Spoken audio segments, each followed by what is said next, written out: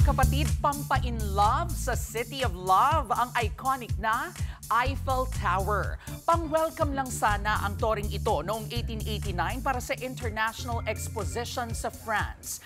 Ang totoo nga po niyan, 20 years lang sana ito dapat nakatayo. Pero matapos maging transmission tower na rin, hindi na ito nagalaw at tuluyan ang naging landmark sa Paris. At para mas mapakinabangan pa, ang nagdisenyo nitong si Gustave Eiffel, gumawa ng dalawang maliliit na laboratory sa ikatlong level ng tore. Para naman po yan sa mga gusto pang mag-aral sa astronomy at meteorology. May taas na mahigit 300 metro o halos 1,000 talampakan ang Eiffel Tower.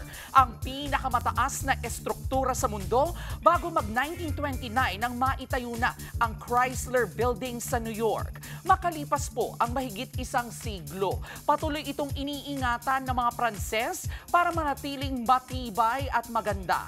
Madalas na napapalitan ang mga bahagi nitong bakal at kada 7 taon, abay mano-mano po itong pinipinturahan. Dahil sa ganda nito, ay tinuturing ang Eiffel Tower bilang pinakasikat na paid attraction sa buong mundo. Aabot po sa mahigit 7 milyon ang sinasabing bumibisita rito kada taon. Kaya naman ngayon, bukod po sa laboratories, transmission parts, may museum at iba pang kainan dito na maaari mong mapuntahan via elevator.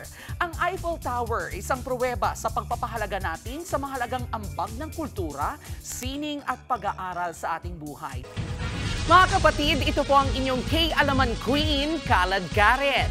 Always remember na ang K-Alaman ay K-Yamanan. Kaya para sa latest showbiz news at dagdag impormasyon, mag-follow at mag-subscribe sa social media pages ng News 5. K? Okay.